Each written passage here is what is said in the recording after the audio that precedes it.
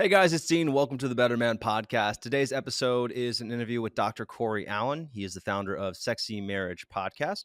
We're going to be talking about how to have conversations to get your fitness needs met with your partner. So if you are struggling with making or helping your partner understand why you need time to work out or living a healthier lifestyle, we're going to talk about how you can have these conversations in a way that is productive and helps bring you closer together rather than drive a wedge between you.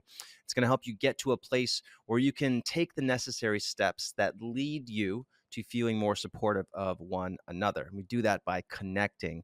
We're also going to talk about how to do that when the discomfort comes up, which is the one big reason why many of us avoid having these conversations in the first place. I really like this straight to the point conversation. Hopefully, there's some good nuggets of information in here for you to use. And yeah, I hope this inspires you to be a better man. All right, Dr. Allen, thanks for coming back. How you been? Hey, this will be good. The world of relationships. Obviously, they're incredibly easy, right? I mean, everybody's Right. got it figured out. There's no tension, no stress. We're always on the same page. Yes. No, I am mistaken. That is not actually at all close to being factual. So, Yeah, not at all. So I thought that this would be a cool conversation to have around the topic of wellness and getting your own wellness needs met. And something that we hear a lot about within the Manful Yoga community is having to, kind of fight for your time or your preferences or your physical wellness needs to be met in the relationship dynamic with your partner or your spouse. So I thought having a conversation about how do we approach, like, what are the specific talking points, what are the specific approaches that we can use, and let's just start with kind of claiming time for your exercise. How do we go about talking to maybe a partner or a spouse who just doesn't understand our desire to exercise or our need to exercise in the context of maybe the family unit or in a partnership? okay. So this will be a fun dialogue because I think this is talking about the concepts of just what's the pressures that take place in a committed relationship, and I think that's the easiest way to frame it. Is Mm, there's a level of commitment and importance that this isn't something I'm taking haphazardly or it's a short-lived whatever. So there's easier deal breakers, quote unquote. This is in my mindset in our conversation, Dean, would be a conversation that's taking place with the pressures within a marriage or mhm, something that's got some substance and history, longevity to it, mhm, because that's a different beast, right? Because at that point, you know each other a little more, most likely. There's a little more familiarity, a little more understanding in some ways of what makes each of us tick, even if I don't agree completely. Because there is a lot of times, like you're describing, of how I have a higher level of desire for health and fitness than my spouse may. And so mhm, therefore it's a more of a priority to me than it is to them. And so I think first off, people understanding the fact that they don't see it as the same priority for themselves as you do for yourselves doesn't mean there's anything wrong. mm, Right? That's a natural thing of a relationship. They want what they want what you want. And so then it becomes, how do you create a scenario and avenues that help you achieve more of that, knowing there's a cost to it on the relational dynamic. Because if you take mm. time working out a whole lot, well, every yes is a no to something also, right? Okay. So then it's important to me to think of, okay, if this is a priority to me, but I also say this relationship is a priority to me, how am I demonstrating both? Mm, Like when I'm with my spouse or my girlfriend or significant other, who it might be, how am I demonstrating they are of priority to me too? Because it's not then about right. time as much as it is quality. Okay. So I'm hearing kind of two things. So I'm hearing the first is that if wellness is important to you, if your workouts are important to you, then they have to be important enough that you're willing to take maybe some of the trade-offs that come with that. You can kind of vote on your priority bucket, and this can go in there, but it does take up time, it does take up energy. Yeah. And then the second thing, that if you are going to be doing something that your partner might not necessarily agree with, he or she might not agree with, or doesn't value as much as you, then you have to make the effort in the relationship so that your partner feels valued. So he or she doesn't just see you saying, "Oh, you work out all the time and this is what you care about," but you're also putting an effort into your relationship so that she feels valued in the relationship. Is that kind of what I'm hearing? Yeah, I think there needs to be some harmony in this because we can claim, and the easiest example of this is I'm a father, and if I claim as one of my character aspects of me, if I want to see myself as a good father, yet my kids don't know me, I can't keep that claim. Mm, Right? Because I'm never around or I'm too involved in other things or so it's an element of how do I make sure that because this is the thing that's so interesting is the world in which we have evolved with our society. It's like we think there's room and capability to do anything and everything that we would ever want. When that's mhm, just not true. It's time is finite in a day, attention is finite in a day. We don't have unlimited. And so every choice I make has a cost to it and an impact mm, from it. And so it's just making sure that I hear two things in this, Dean, that it's making sure that I live according to what are values to me. That if working out to me is an important thing, then I work out a way to fit that into my calendar. And if being with mhm, my family or my spouse is an important thing to me, I work out a way to fit that into my calendar. Right. mhm, And what often happens then on the second side of this is I think we get caught in a scenario a lot of times in relationships where my spouse should want what I want.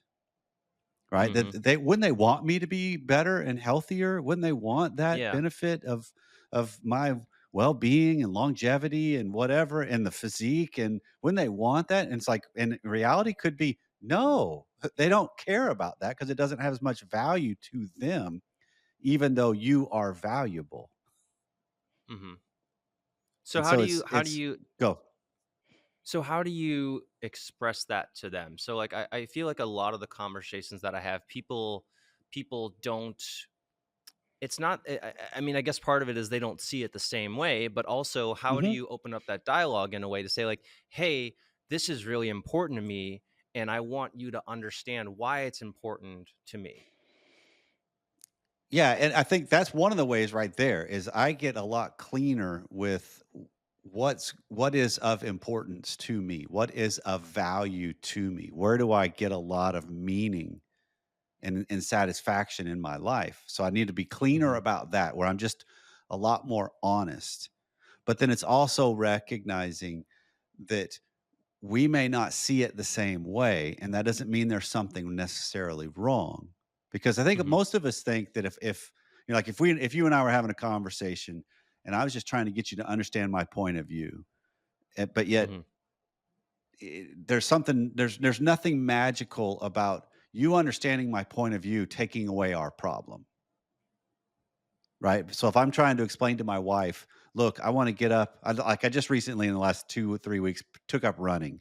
First time ever Okay. of just trying to be a runner, and not quite sure if it was a good choice on my part yet, but, Your your because knees will stop because hurting eventually. Just keep doing it. it's hard. I don't necessarily enjoy it yet, but the health and the benefits associated with it, I wanna pursue. And Yeah. so, me doing that means how do I fit this in to show it's a priority? And if my wife is like, "No, I don't," but I'm trying to explain it to her, she could Mhm. get it as, "Oh, I get what you're saying," but it doesn't solve the problem of you don't spend that takes time away from me. That takes time away Mm. from us. So it's just that element of that's where we have to get drilled down into the deeper what's underneath all of this that Yeah. we're really navigating because if my wife feels valued and then chosen by me, and I'm demonstrating that in a lot of other ways. It takes some of the pressure off of that one aspect of our relationship. Yeah. So what that brought up for me when you said that. And this is something I've noticed within my own relationship, but sometimes you'll bring up a need. You'll say like, "Hey, I really want to start doing more of this." And Hmm. you go into the relationship, you go into the conversation thinking like, "Hey, this is what the topic is going to be about." And what does your partner do? She comes in and says, well, I want to do more of this. You're like, oh, well, that's Right. not the topic right now. And so, but Right. the tendency there is then to say, like, well, I'm just not going to bring up my needs Yep. because this is what Yep. happens. And I think recognizing that initial response is, oh, we're actually starting the conversation, and these are some, kind of heightened emotions, or like things that my spouse has been wanting to say for me for a while, and instead of seeing those as like, oh, we don't have this conversation because this is uncomfortable, recognizing that that is how you open the door to have that Yeah. conversation. Yeah, it's tolerating the discomfort, much like working out. It's tolerating the discomfort because it's gonna produce something for you. Mm, And so when you recognize a spouse's reaction to my request of a need or seeking of a need or a want or a desire or of something of importance to me, they're gonna react based on how it impacts them mm, because that's what happens in human relationships. Everything I mhm, choose has an impact. Some of it's actually really positive, like, "Hey, I'm gonna pursue this career choice, and it's gonna afford us more income," and that's a positive impact, but the negative impact could be it's gonna require more time. mm, And so it's kinda navigating into what are the dynamics that we have to face that are the real meaning things under this is a quick detour, but maybe it helps kinda frame our conversation. So I'm married to a tax accountant, and she's been doing direct tax work with individuals and businesses for 11 years now. And so right now, in the middle of this recording, is tax season. So right. she's slammed 7 days a week, every single hour of the day that she can be working. That's what she needs to be doing in some instances. Well, now that our kids are older and our youngest is about to graduate high school and has a lot more freedom and boundaries, if you will, as far as the width and what he's available to go do at this age, at 17, almost 18. She has much less mom guilt and in her struggle of trying to spend the time working. And so I Okay. actually made the comment of, "Oh, so mom guilt carries more weight than wife guilt does." And she says, "Yes, it does, because I'm not worried about emotionally scarring you because you should be a grown man." Yeah. and and You she's already not you already wrong. have your emotional scars that you're not dealing with. I You're we're trying to exactly minimize those. exactly.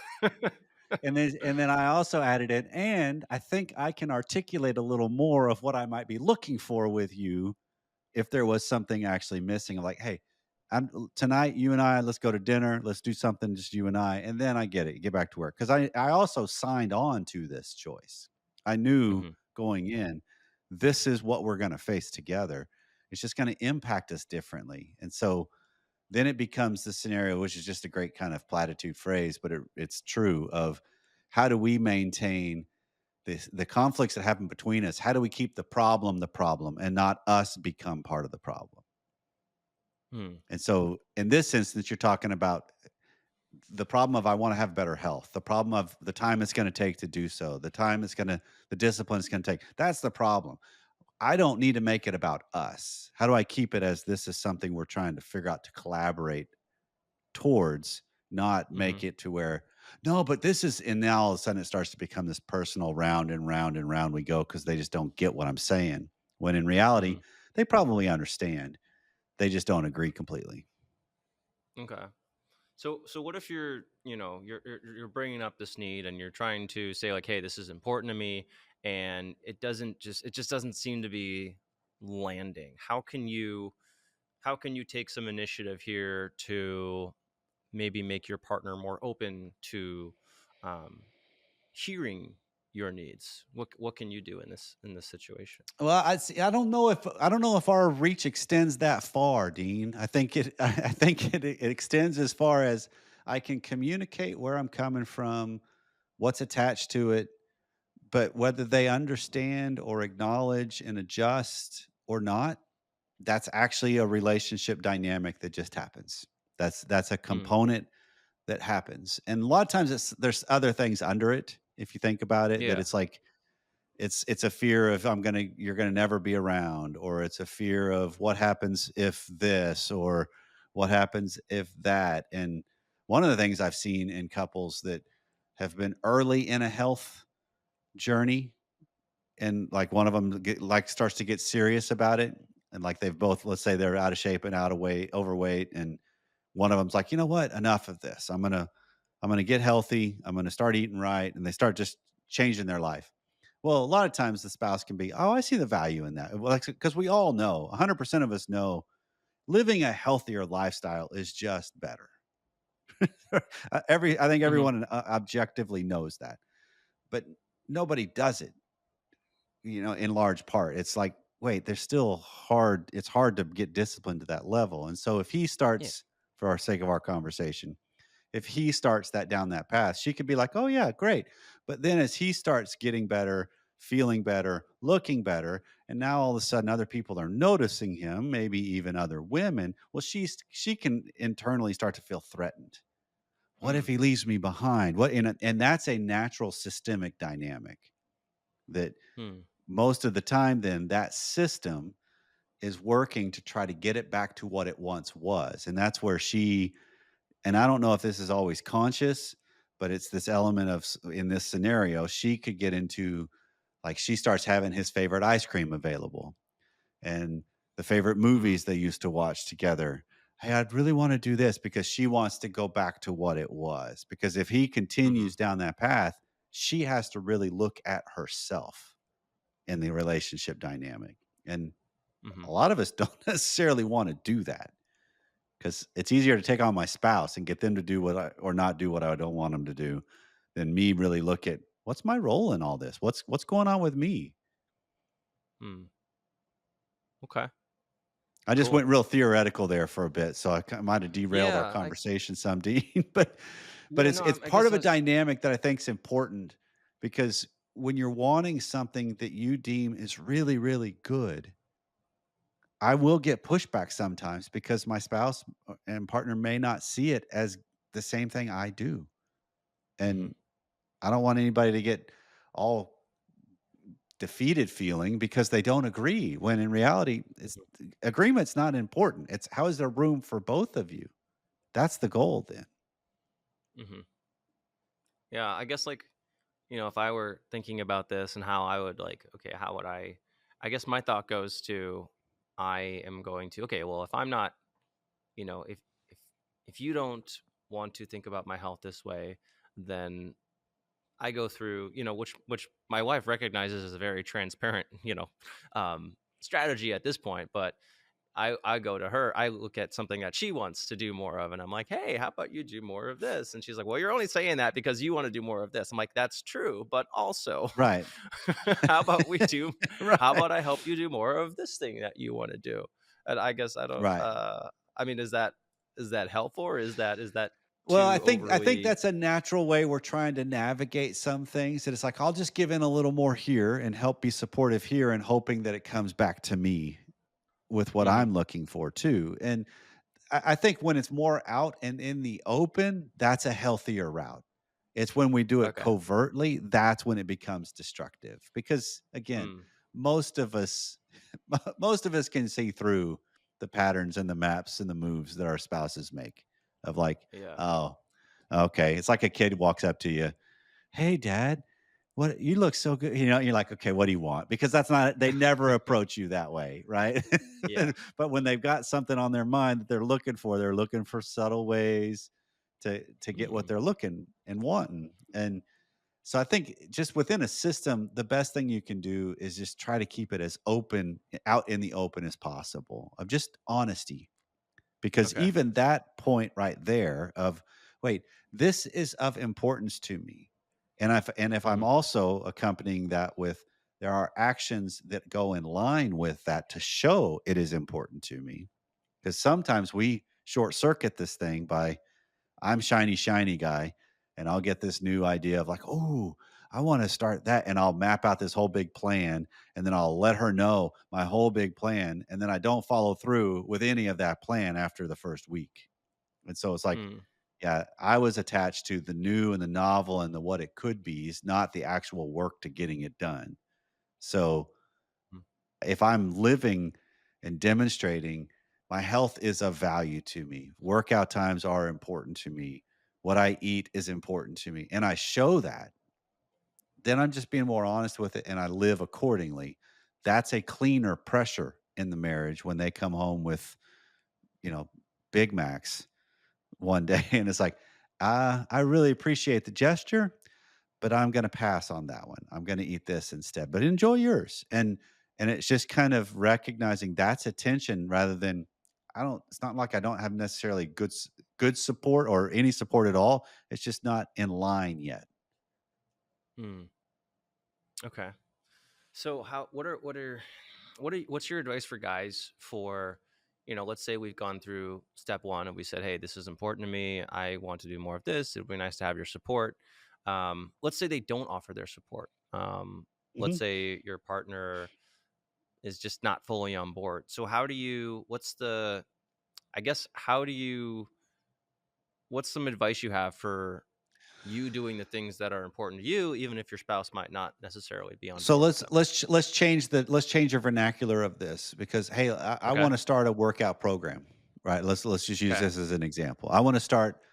I'm going to throw this out there. I'm not at all in thinking of this, but I'm gonna start. Like, if I go to my wife, say I'm going to start training for an Ironman in a year from now, which Okay. from a guy that runs a mile right now, that's a That's big next year's target. plan. That's a big target if I was to actually do this. But to do this is going to be dedicating a lot of time, morning and evening, particularly as it starts ramping up further and further into it, right? So rather than the vernacular I want to change is rather than I'm looking for your support with this, it would be better if I came at it with a, hey, I've got an idea of I want to see if I can accomplish an Ironman in a year or so from now. And I realize how this kind of path and training is going to impact you. And here's kind of what I think it might be and how it would impact you and us. What am I missing in this? And then how Mm, can I be in line to make sure we are in line together with this and see? okay. So you're asking for, hey, what do you think your needs are going to be as I Mhm. embark on this goal? Yeah, because well, I Okay. think it because it's recognizing when I frame it on impact of everything I do and choose impacts those around me. And so when I frame it on that, now I'm actually addressing what I am helping create with this choice rather than why are you not on the same page with my choice?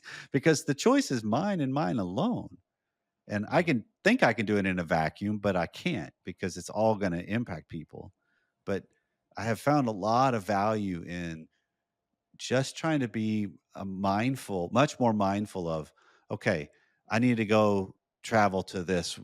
I got aging parents, and so I'm going to have to head up in the next couple of days, likely to help deal with some stuff going on with one of my parents. And so it's like, mm, okay, babe, within the next 3 or 4 days, I'm probably heading a couple states away. What's the impact that's going to create? Because I want to make sure if there's something I can do to limit that and mitigate it, I'm going to do it. And she's at the point now, you do what you need to do. I get it, and we'll figure it out. But it's still just I think when I'm more open about I realize I'm causing a difference in our normal, I should not don't do that blindly. And then I can mm. at least then what are the discomfort we have, at least it's more in the open to figure out how to navigate together better. Okay. So instead of saying, "Oh, hey, I forgot to tell you, but tomorrow I'm going to be leaving for 3 days. Is that cool?" Right. Cool. What's for Yeah. dinner? And just like Right. trying to, yeah, trying to do that method. Well, when we're um, talking about like what your focus is, Dean, with the idea of just betterment of humans, betterment of men, then that's stuff that's an intentionality. if I'm really following through with the programs you've got and doing them on a regular basis, there's an intentionality there. So it's not a shock that, wait, this could likely produce this that will have an impact on my family. So how am I being proactive about that before it Hmm. hits? Oh yeah, hey, by the way, remember I've been running a lot? That Ironman is in next week and it's in Colombia. So I'm gonna what? What are you talking about? And it's just like, okay, Right. that's really bad relationship management on my part. If that's the way I went with it, rather than, hey, this is kind of what I'm expecting, exploring, and I realize it's gonna Hmm. cause a time commitment, and I'm really aware and want to be mindful of what this may do for you and for us. Yeah. So cool. So along these lines, topic I'm thinking about is, we've been talking about living a healthier lifestyle and making changes. And how do you, I guess, how do you go about, I mean, maybe there's something that we haven't said yet about this, but how do we go about doing that with the support of your partner or your spouse? Is there, because we talked about how change is threatening to people, which is Hmm. just normal. It can be any change. It's change for the better, it's change for the worse, like just change Yep. in general. That less Yep. predictability makes people feel insecure. So how do you do that in a way where you get your spouse, your partner on board? Yeah, well, I think again, it's recognizing getting a spouse, quote unquote, on board. That's too vague of a description. What Too does that vague. actually mean, right? Of Because I think then we turn that into, are they in 100% agreement with what my goal is? When If you they're are not just with me, not you are gonna against be. me. Right, yeah, we're either allies or we're enemies here, and, well, it's looking at it as, okay, I need to be solidified in what I'm choosing and what I want, and be mindful of all that's surrounding that, and then my spouse needs to do the same on what is it that they want, what do they care about, what's of value to them, then we can at least see kinda how far apart we may be from each other. But then Hmm. also it's looking at it as, okay, so when you're talking about I need your support, well, tactically speaking, what does that actually mean? Because it's more than just a vague idea. It's I need your support, meaning I would like to carve out times 3 nights a week to be able to be at the gym. And Hmm. if that's an impracticality, let's see if there's a way we can figure this out. Or I would like to, because sometimes if you think about it, we have ways to find room for things in our schedule if I just get a little more creative of Hmm. I can get up a little bit earlier and hit a gym, and that's minimal impact on family. If I go and run Hmm. and I'm home before anybody's up, that is no impact on my family. The impact could be because I go to bed a little bit earlier, but what actually aligns in my household is my wife would love to go to bed earlier. And so the fact that I might be heading back by 9 or 9:30 most nights, that actually is a good encouragement for her to do the same. And Hmm. so it's just there's ways that you can get creative and find paths that allow for both of you better. But it's Hmm. just that idea of I hear the idea of, oh, my wife's just not on board, she just doesn't support. It's like, well, the entirety, she doesn't support you at all, she's not at all in favor of this, or is it just she's actually looking out for the limited time you have, or the fact the resources it's going to take, or another meaning associated with this choice, or some other pattern that you're blind to and you're not even aware but she's seeing, and it's just kind of slowing it down and looking at what's underneath it all, because that's what's being uncovered. Hmm. So having the conversation to really get them to tell you what they're feeling about it and Yeah. understanding. So and I think that's also where the other, the other, I don't, complaints is the word that comes to mind, but the other truths could come out, the things that your partner hasn't. said yet. Mhm. So you making a request, and in order for your partner to feel, willing to give the request, maybe there are things that they need to have met Yeah, first. it may be. And some of it is also they might just need the pressure that is gonna be that this been the pressure the system has been avoiding by focusing on other things and creating dramas or complex, complaints and fights and conflict on other things to keep from having to actually look at, is what I say really what I mean?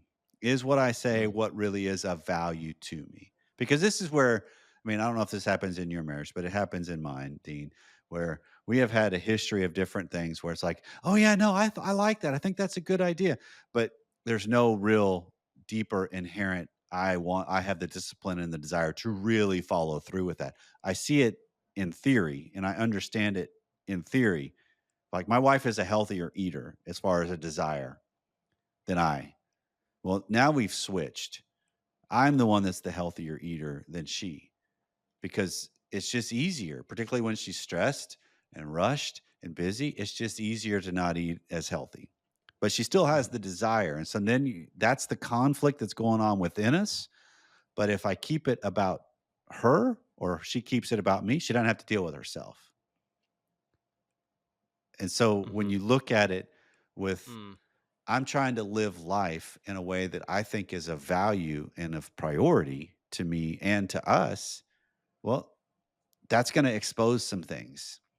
And then I have to start really looking at myself. And I don't know if I want to see some of these things in myself. I've spent, like you mentioned earlier, I've had baggage my whole life I've been running from. Why would I want to have to deal with it now? mhm. So it sounds like some of these conversations can just bring up things, and you need to be aware that that is going to happen. And Yeah. how do you as these things come up, how do you how do you handle it? Because I think a reason why a lot of guys, and I'm kind of just thinking about my own example here, my own, life, but I avoid bringing things up that are potential triggers because I don't want to deal with them, because it's painful, Right. because it's challenging.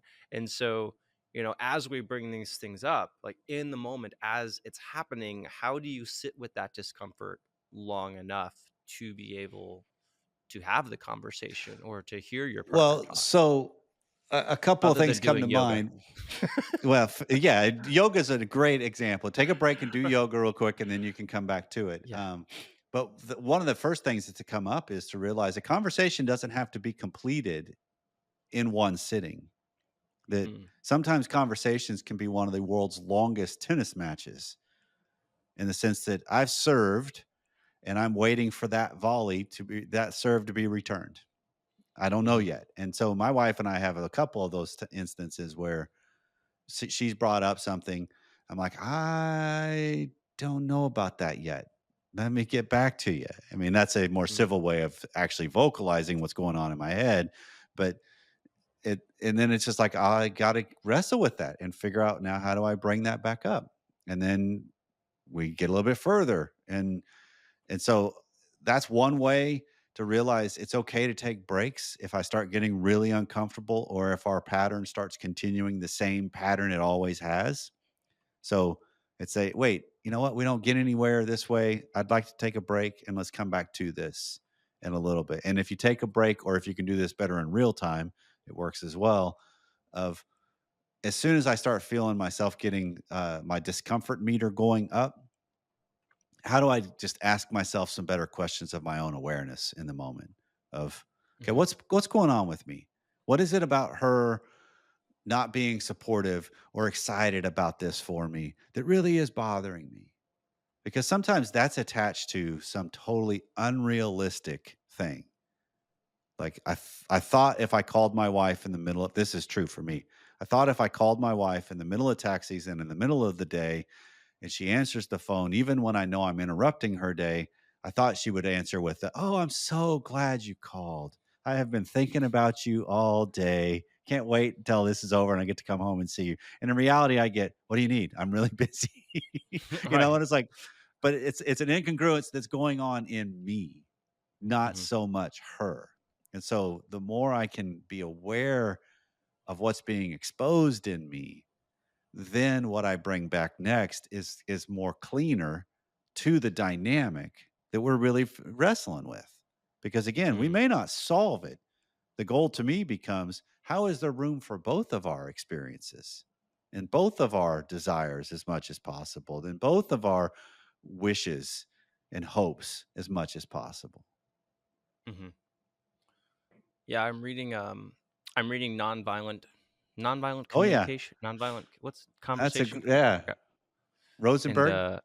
yeah, yeah, and, going through some of those examples, and also, I love the examples that he chooses in that book because it's just people who are just god awful at communication. Yeah. It's like textbook on like here's how not to handle a conversation. Um, Yep. but it brings up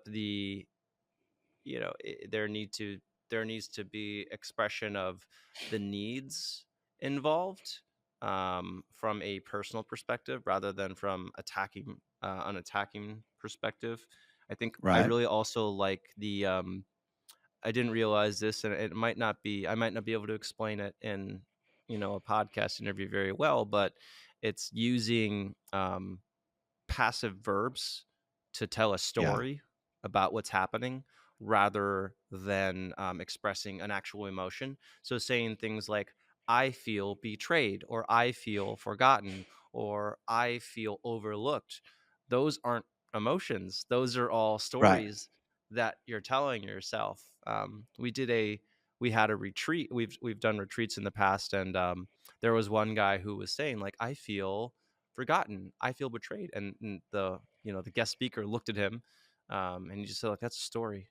And he's like, "No, it's not." Mhm. And there wasn't like there wasn't the understanding that like, no, this is you telling yourself a story. This isn't the emotion that Mhm. you're feeling. So getting Right. deeper to the I feel hurt, or I feel scared, or I feel disrespected is a Yeah. is disrespected. Disrespected would be a an emotion, or That is that a I story? think some of that probably is more tuned towards the story side of things, but Okay. there's an element of there in there that fits, I think, with a feeling component. Okay. But again, that's some of the power of that book. That was one of my textbooks in school, so it's one Oh, that we had to go through it pretty deeply. Some of his okay. work, but it's the understanding that we we th- we make sense of stuff in our head, but that is not really what's going on.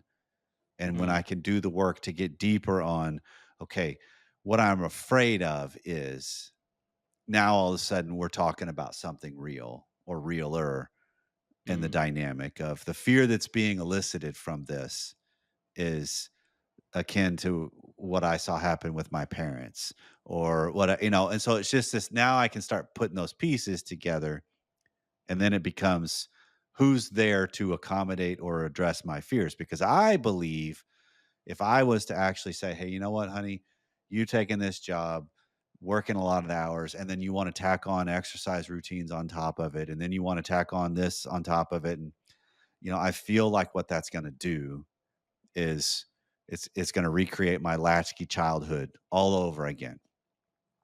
and mm, and I can say that, which is probably good, but here's where I think it's important is, personally and professionally don't believe, then, because I said it, it's my job, or sorry, it's my wife's job to address those fears. that's what I was just gonna It's bring up. I love that you it's brought that my up. job. It's my job to address my fear of, Yeah. okay, so if this is the case, what do I need to do? Well, that might mean I need to get out and come have dinner with you some, which I do. That might mean I need to go work out with you some, which I do. I need to, and so it's just, that's me then leaning into my life better, which Mhm, creates something that's more inviting, rather than, I think a lot of times we do these needs based conversations, or these feelings based conversations, as, I've told you what I feel, and now that means you should accommodate and address them for me. When no, they shouldn't. mm, Not completely. I think they need to be aware, possibly, of realizing, I realize I'm flying right into the face of what you told me as a fear, Mhm. but here's what I'm wrestling with, and then you just kind of navigate through it. Yeah. Um, and this is just something from my own experience, but I'm curious what's what's your take on this? But I found that a lot of the conversations that I've had, not just with my spouse, with my wife, but also with um, members of my family, sometimes there's not sometimes it's not important whether or not, actually very rarely is it important that a solution is reached. It's sometimes the Right. solution is just having the emotion or the feeling heard and understood. And I think for a really long time, I thought if someone brought up a problem, I was like, shit, we have to solve this like right now. Okay, thank you for sharing your Right. emotion. Let's like work together to fix it. Right. And like Right. that's like right now, for example, we just launched a totally updated version of the Manful Yoga app in the members area, and we've started getting, probably, I would say 80 to 90% positive feedback, but we've got people who are also, they're confused, or they're Yep. frustrated, and so those people, they'll write long emails, or Yep. they'll make posts and say like, I don't really like this. I don't like this. I don't like this. I don't like this. And I'm like, okay, well, rather than me like going through and like, responding to each one of your points and trying to convince you why you're wrong and why the way that we designed it is a really Right. good way. I've come into this now with this mentality of, hey, like, this was your living room and you came home and all your stuff's rearranged and you just don't Yeah. like the way that it is. And hey, that Yeah. sucks.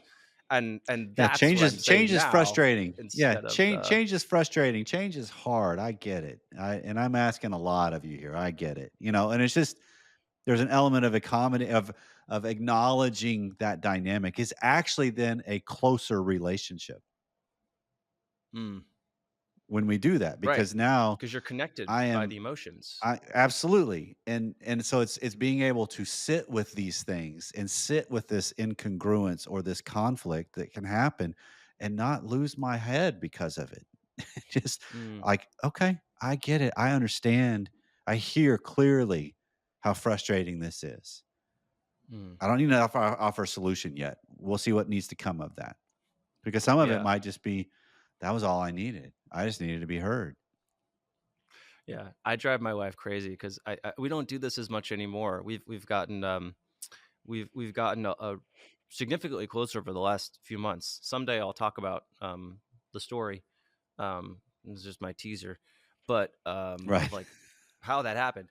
But before, I think we would have. I guess it hasn't happened in a while, but sometimes she would be like, "All right, like if you want to have a conversation, I can tell you want to have a conversation about this. It's going to take an hour and 20 minutes because I just kind of sit there saying the same thing over and over again, hoping that there's a resolution that is going to be reached. Like, I think in my head for some reason, like, oh, if I just say it a little bit differently, it's going to click and we're going to like be Right. back on the same Yeah, they'll page. get it. And Yeah, in they'll reality, I understand. should, Yeah. yeah. And in reality, what I probably should be doing is just say, and then like, cool, I think that's everything. Is there anything else that you want to share? Okay, cool. Let's like take some time to process. Mhm.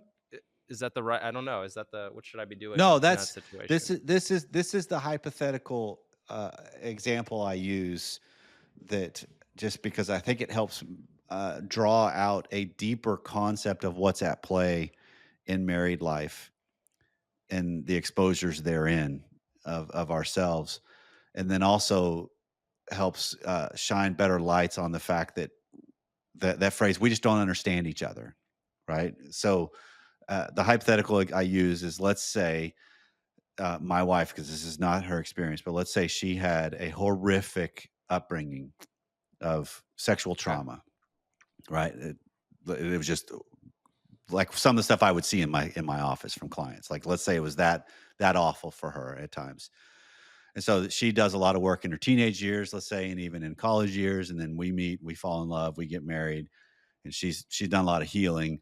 But then as we've gone longer, we're together almost 32 years now, and there's various things that happen in our lives, just guaranteed that'll trigger old things because you have a kid that when they hit a certain age, like, "Ah, here it is again." What brought that? Well, it's because our daughter just turned 8.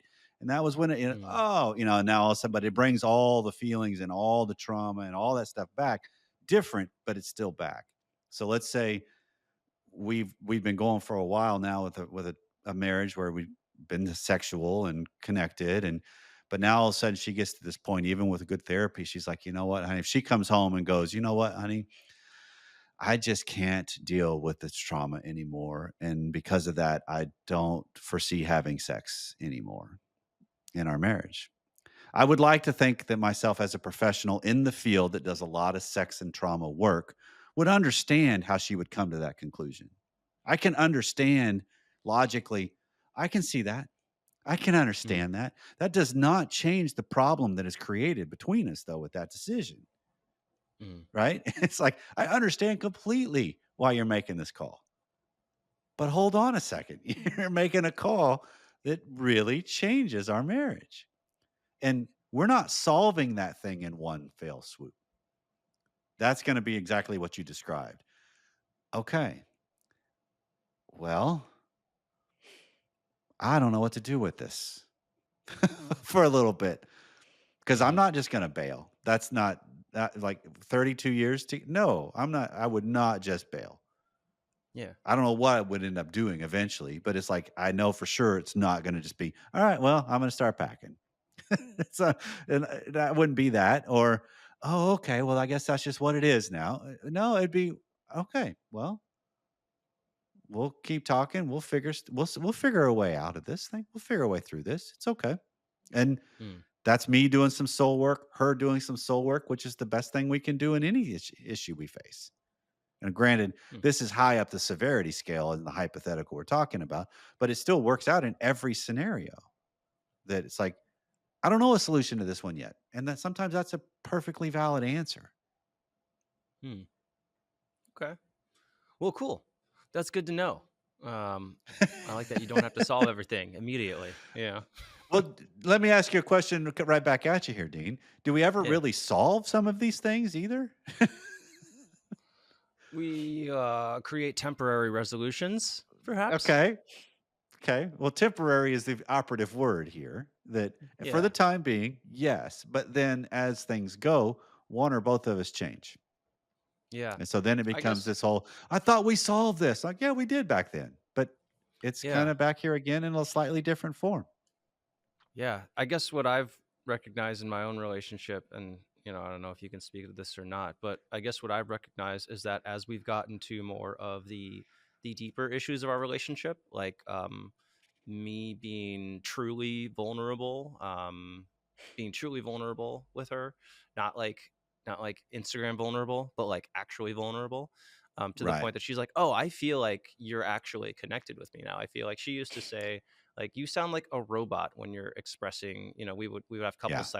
sessions, couples therapy, and she would say, like, "You sound like a robot when you're explaining yourself." I'm like, "That's me. That is me attempting to like explain myself." And now I think she feels like, "Oh, this is Right. actually you being, honest." I'm like, "Oh, cool." And I've noticed like that a lot of our other things that have popped up, like things like, hey, potential resistance to me doing trips to visit my family, and bringing everybody, or, doing things on the weekends, or me, potentially having some, work things where I travel, like all of those things that used to create resistance before don't create as much resistance now, as much friction, because she feels that I'm like being vulnerable and being honest with her. Right. And so a lot of those issues just aren't there right now because maybe the foundation of the Yeah. issues is fixed. There's a deeper knowing and being known, which means some of the impact of some of the higher up surface things, not that they're not important, but the impact of those are less because I can cultivate that being known without physical proximity at times too. Like I can have times where I'm gone and the phone calls with my wife are really profound and helpful and meaningful because it's not just, "So how'd the day go?" It's, You okay? No, I'm not. And here's what's going on. Here's what Mm, I'm wrestling with here. And now it's a, and then she's really good at, that's got to be scary. I hate that. I mm, get it. You know, and it's just kind of just creating room for it. And because I think that's quintessential human relationships is room for the good and the bad without mm, either one of us having to muscle it out because I'm uncomfortable, because that's the hardest thing there is to do in a relationship is sit with somebody else's discomfort and just give it room mm. without making it about me and my discomfort. Yeah. Yeah, I like that. Not making it about you. Yeah, I've definitely noticed improvements when I was able to stop making it about me. And okay, cool. This isn't my fault. I'm just gonna hear. I mean, maybe it is, but I'm gonna hear it like it's not my Even if fault, and it just is, try to yeah, be. even if it is, what they're going through matters, and it's important, and then we can get into how we got there. Hmm. Yeah. Well, cool. I appreciate you jumping on the podcast today and having some pointed conversations about how to get your needs met with your partner. Yeah. That was cool. So, where can people learn more about you? So my world online is Sexy Marriage Radio. The actual physical address in the URL is smr.fm. But if you just Google Sexy Marriage Radio, you'll find me. That's so I do coaching, counseling. If you're in the state of Texas, it's under the counseling umbrella. Coaching everywhere else. I have a podcast that's been going for 13 years now, almost 14, and well, no, 13 and a half. And we every week episodes on just helping married couples enhance their connection, enhance their depth of connection and intimacy, their sex lives, their collaboration, everything. That's kind of, we just want people to thrive in married life. And so my wife is my co-host, and we have people on like yourself that come on as well to round out conversations and just, but yeah, smr.fm is the easiest way to find me. Cool. Awesome. Well, Dr. Allen, I want to say thanks again for your time. And yeah, I appreciate your expertise. I think this was some really good information. Well, Hopefully, thanks. people Yeah, can thanks take very into it. much for the invite. This has been fun. Yeah. All right, guys. I hope you enjoyed this episode. I hope it inspires you to be a better man. We'll see you on the next episode. All right, guys, I hope you enjoyed that episode. Check out the show notes for more info on Dr. Corey Allen on sexy marriage. Also, I want to say if you haven't left a review for the Better Man podcast, please do that. It's super helpful. You can do that anywhere you listen to the podcast, on Apple Podcasts, on Spotify, on is Google Podcast still a thing? It's also on YouTube if you want to watch a video version of the podcast. Yeah. Thanks for being part of Manful Yoga. Once again, I hope this inspires you to be a better man. I'll see you on the next episode. If you haven't started with Manful Yoga yet, try a free 7-day challenge, our Beginner's Yoga for Men challenge. Sign up for that at manfulyoga.com/7DC. Okay, guys, see you on the next one.